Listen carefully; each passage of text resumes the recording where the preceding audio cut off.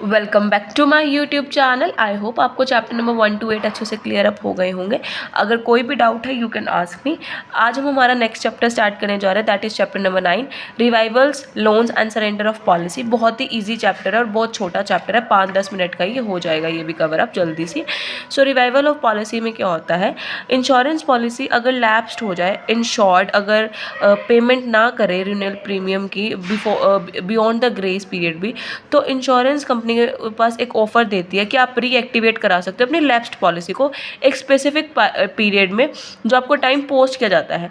Lapsed policy मतलब जो आपकी पॉलिसी ली थी वो बंद हो चुकी है क्योंकि आपने प्रीमियम पे नहीं किया, ग्रेस पीरियड के बाद भी प्रीमियम पे नहीं करा और काफ़ी टाइम हो गया प्रीमियम पे ही नहीं कर रहे हो, वो मतलब ऐसे ही पड़ी है यूजलेस की तरह, तो आप उसे रीएक्टिवेट करा सकते हो। आपके पास एक ऑप्शन होता है लैप्स्ड पॉलिसी को रीएक्टिवेट कराना, उसको हम कहते हैं रिवाइवल ऑफ पॉलिसी।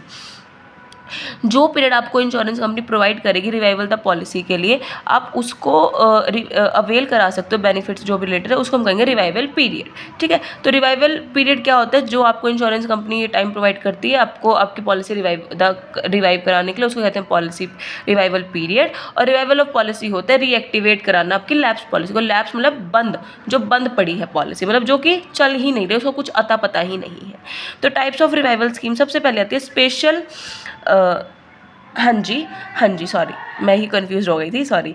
सबसे पहले आती है स्पेशल रिवाइवल स्कीम। इसके टर्म्स एंड कंडीशंस है रिवाइविंग पॉलिसी के कराने के लिए, और इसके कुछ ऐसे टर्म्स हैं। देखिए, सबसे पहले लैप्स्ड पीरियड, जो पॉलिसी है जो must not have been lapsed for a period of less than 6 month, जो 6 महीने से कम है या फिर मोर देन 3 साल से, आप उसका अपॉन डेट ऑफ रिवाइवल देखोगे, उसके अकॉर्डिंग आप रिवाइवल करा सकते हैं। नंबर ऑफ रिवाइवल, जो पॉलिसी जो आप रिवाइड करा रहे हो अंडर द स्कीम, वो एक ही बार होगी उस पॉलिसी टर्म, मतलब only once during the policy term. Maturity age, आपका मैच्योरिटी एज एक्सीड नहीं होना चाहिए ओरिजिनल स्टिमुलेट जो आपने अंडर रिस्पेक्टिव प्लान के अकॉर्डिंग करवा रखा है। ठीक है। रिक्वायरमेंट, जो रिवाइवल की रिक्वायरमेंट है यही है कि आपको एज पर आपको टर्म्स एंड कंडीशन एप्लीकेबल होंगी time to time. Payment of premium, जो डिफरेंस है ओल्ड प्रीमियम और न्यू प्रीमियम में, उसका इंटरेस्ट भी कलेक्ट करना पड़ेगा आपको डेट ऑफ रिवाइवल के टाइम पर। रिक्वेस्ट फॉर रिवाइवल, जो पॉलिसी होल्डर है वो रिटर्न रिक्वेस्ट देगा अपनी पॉलिसी को रिटर्न रिवाइविंग पॉलिसी कराने के लिए, जो कि आपकी अबव स्कीम है, मतलब स्पेशल रिवाइवल स्कीम के अंडर। एक्सपेंसेस, जो भी पॉलिसीज़ के प्रिपरेशन के चार्जेस होंगे स्टैम्प फ्री होंगे, वो भी सारी पॉलिसी होल्डर को ही पे करनी पड़ेगी इन the case of money back plan. ठीक है। उसके बाद आता है इंस्टॉलमेंट रिवाइवल स्कीम। इसमें क्या है, जो पेमेंट ऑफ एरियर, जो पॉलिसी होल्डर है इस पोजीशन में नहीं है कि वो अपने एरियर्स को पे करे एक लमसम में, तो पॉलिसी हम रिवाइव नहीं कर सकते under special scheme. Time of arrear, जो एरियर ऑफ प्रीमियम है वो मोर देन R4 मतलब 1 साल से ज़्यादा के लिए है। लोन आउटस्टैंडिंग, अगर कोई लोन आउटस्टैंडिंग नहीं है उस time revival of the policy के अंडर, तो ही आप करा सकते हैं। लोन वाली ले मतलब इंस्टॉलमेंट वाली ले सकते हैं। अगर कोई सर्वाइवल बेनिफिट कोई भी फाल नहीं हुआ है due to installment paying of period of revival. Requirement क्या है, जो भी आप टर्म्स एंड कंडीशन है वही एप्लीकेबल कर रहे हो आप टाइम टू टाइम। अगर ये सारी कंडीशंस पूरी होंगी तो ही आप इंस्टॉलमेंट रिवाइवल स्कीम अप्लाई कर सकते हैं। स्पेशल रिवाइवल स्कीम तभी अप्लाई कर सकते हैं जब ये सारी कंडीशंस पूरी होंगी। तो ये कंडीशंस है उन टाइप ऑफ स्कीम्स की। उसके बाद है लोन कम रिवाइवल स्कीम, जो लैप्स पॉलिसी आप रिवाइव करा रहे हो, जो भी वो रिकर होगी, जो भी उसके एरियर है प्रीमियम के, जो भी अवेलेबल लोन है, वो इस पॉलिसी के एज पर पॉलिसी कंडीशन होगा। तो वो कंडीशंस क्या है, पेमेंट बाय इंश्योर्ड, अगर लोन के अमाउंट सफिशिएंट नहीं है कवर करने के लिए एरियर ऑफ प्रीमियम को, तो डिफरेंस होगा वो भी नीडेड है, आपको पेड करना पड़ेगा पॉलिसी होल्डर के द्वारा, वो पेड किया जाएगा। ठीक है। पेमेंट टू इंश्योर्ड, अगर कोई बैलेंस लेफ्ट है तो वो हम प्रीमियम में एडजस्ट कर देंगे, फिर इंटरेस्ट में कर देंगे, फिर सेम जब जिसकी लाइफ है शॉर्ट है। रिक्वायरमेंट्स, जो भी रिवाइवल की रिक्वायरमेंट है टर्म्स एंड कंडीशन वो एप्लीकेबल होंगी time to time along with जो कि लोन एप्लीकेशन है या फिर पॉलिसी डॉक्यूमेंट है जो आपने सबमिट किए हैं पॉलिसी होल्डर को।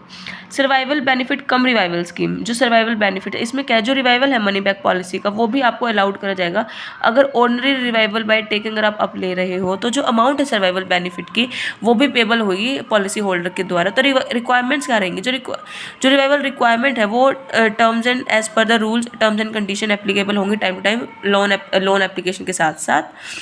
जो पॉलिसी होल्डर है उसको सर्वाइवल बेनिफिट्स भी सबमिट कराने पड़ेंगे डिस्चार्ज फॉर्म के साथ, और कंसर्न लेनी पड़ेगी पॉलिसी होल्डर की भी, ताकि वो रिवाइव करा रहा है पॉलिसी को इस स्कीम के अंदर।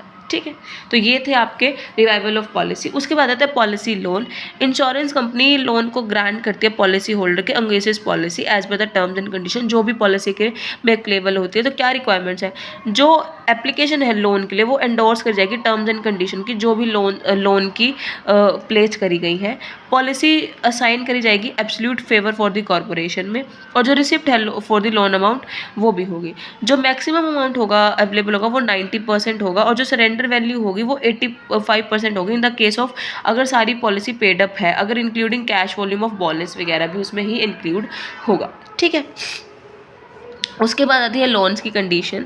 आप लोन्स को क्या, जो पॉलिसीज है पर कंडीशन जो प्रिवेल करें वही बैक ऑफ पॉलिसी बॉन्ड होंगी। मेंशन होता है पॉलिसी में कि पर्टिकुलर से विद और विदाउट द फैसिलिटी हो रही है। जो रेट ऑफ इंटरेस्ट होगा वो भी चार्ज होगा पॉलिसी लोन में, वो डिक्लेयर कर जाएगा इंश्योरर को हर साल, और जो भी आपका स्पेसिफिक प्लान है जो इंटरेस्ट है वो हाफ ईयरली पे किया जाएगा।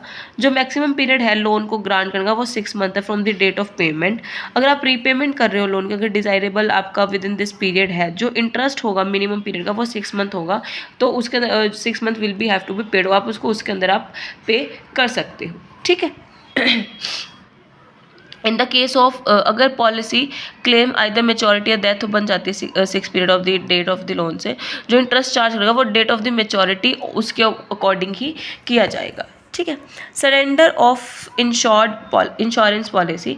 इसमें क्या है, जो सरेंडर है वो फुल कैंसिलेशन होता है लाइफ पॉलिसी का, तो जो पॉलिसी होल्डर है उसको अलाउड है कि वो सरेंडर करा सकता है पॉलिसी को अपनी टाइम पे। तो पॉलिसी होल्डर है कि उसको अपनी पॉलिसी टर्मिनेट कराने बिफोर द मेच्योरिटी। ठीक है, जो अमाउंट होगी वो जो पे करेगा पॉलिसी होल्डर का वो सरेंडर वैल्यू होगी। अमाउंट जो हम पे कर रहे हैं surrender by the insurance company, जो इंश्योर्ड है वो मिड में ही सरेंडर करा रहा है, तो वो पूरी अमाउंट एलोकेट सेविंग जो भी अर्निंग है वो होगी उसके ऊपर, जो सरेंडर वैल्यू है वो डिडक्ट करी जाएगी सेम द अमाउंट में। तो बहुत सारी पॉलिसीज़ होती हैं, तो मैं आपको इसका एग्जांपल दे देती हूँ। फॉर एग्जांपल, एक मिस्टर ए है, उसने 5 लाख का इंश्योरेंस कर रखा है, लाइफ इंश्योरेंस कर रखा है 5 साल का। ठीक है, और क्या है कि पॉलिसी को चलते चलते हुए 4 साल और 8 महीने हो गए, 4 महीने रह गए मेच्योरिटी डेट के, पर वो अपनी लाइफ इंश्योरेंस पॉलिसी को टर्मिनेट कराना चाहता है। तो क्या होगा, जितना भी अमाउंट बनता होगा 4 साल और 8 महीने का, उसके अकॉर्डिंग जो भी अमाउंट बनती होगी वो हम पे करेंगे, जिसको हम सरेंडर वैल्यू कहते हैं। ठीक है, तो वो सरेंडर वैल्यू कभी भी आपको फुल अमाउंट नहीं मिलेगी, वो सिर्फ आपको डेट ऑफ मतलब डेथ मिलेगी, मतलब डेथ के बाद या फिर मेच्योरिटी पीरियड होने के बाद ही मिलेगी, उससे पहले नहीं मिलेगी। ठीक है, जो वो कम अमाउंट मिलती है उसको हम सरेंडर वैल्यू कहते हैं। यहाँ पे टाइप्स दिए हुए हैं, गारंटेड सरेंडर्ड वैल्यू। यहाँ पे मेंशन होता है कि जो भी कम 3 साल पूरे होने बाद आपको 30% प्रीमियम पेड करना पड़ेगा। प्रीमियम एक्सक्लूड होता है, और एक्सक्लूड होगा एडिशनल प्रीमियम भी, जो राइडर और बोनस होंगे वो भी मिलेंगे, रिसीव होंगे राइडर से, और जो भी रिसीव होगा वो इंश्योरेंस कंपनी ही करेगी, आप इंश्योरेंस कंपनी से करा सकते हो। ठीक है, अब है स्पेशल सरेंडर वैल्यू। इसमें क्या है, जो ओरिजिनल वैल्यू है, जो नंबर ऑफ प्रीमियम उसने पेड करे हैं, और जो प्रीमियम पेबल है, जो टोटल बेनिफिट हुआ है वो सबको मिलाकर वो सरेंडर वैल्यू होगी। फॉर एग्जांपल, मिस्टर ए ने 30,000 प्रीमियम पे करा है, 6 लाख की पूरी पॉलिसी थी, 20 साल के लिए थे, उसने 4 साल बाद ही एक्यूमुलेट करा लिया 60,000 का, और जो सरेंडर वैल्यू है वो उसकी 4 साल का 30% के अकॉर्डिंग ही उसे मिलेगी। 6 लाख की ओरिजिनल वैल्यू थी, टाइम 4 था, 4 महीने पहले पर 20 का था, और 60,000 उसकी वो वैल्यू थी, 30% था, तो काट पीट के सिर्फ उसको इतने पैसे ही मिलेंगे। ठीक है, तो ये था आपका सरेंडर वैल्यू के फॉर्मुलेशन जो आप करना चाहते हो, बट इससे आपका एक सीधा सा एग्जांपल जो मैंने दिया है कि उतना कैलकुलेट करके ही आपको मिलेगी, जो कम अमाउंट मिलेगी हम उसको सरेंडर वैल्यू कहते हैं। ठीक है, तो ये था आपका चैप्टर नंबर 9। हाँ जी, 9 था आपका revivals, loans and surrender of policies. अगर कोई भी डाउट है इस चैप्टर में, you can ask me through my email ID, through my user name और इंस्टाग्राम आईडी। वीडियो को अच्छे से सुन लेना, कोई डाउट हो क्लियर कर लेना, वीडियो को लाइक शेयर कमेंट कर देना, चैनल को सब्सक्राइब कर देना। हम कल मिलते हैं न्यू वीडियो के साथ, और आपके बहुत सारे चैप्टर्स हो रहे हैं, मैंने आज 4-5 चैप्टर करा दिए क्योंकि बहुत छोटे छोटे थे और कोई बेसिक थे, आप कर सकते हो।